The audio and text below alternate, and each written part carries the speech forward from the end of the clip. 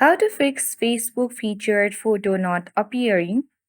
First, you have to go to the Play Store on your mobile device or any app store that's available. And you have to search for Facebook. Make sure the app is up to date. Since I have updated my Facebook app, so there is open button instead of update.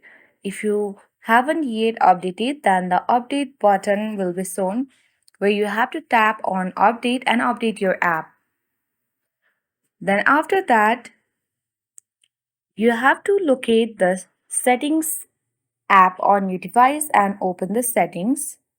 Go to apps, then select app management. Here you have to search Facebook again. Open the app info page of Facebook. Then you have to go to the permissions option and make sure the photos and videos app permissions is allowed on Facebook. Once you have done that, you have to open the Facebook app. Once you open Facebook, tap on three-line menu icon at top right corner. Now tap on settings or gear icon at top of the screen.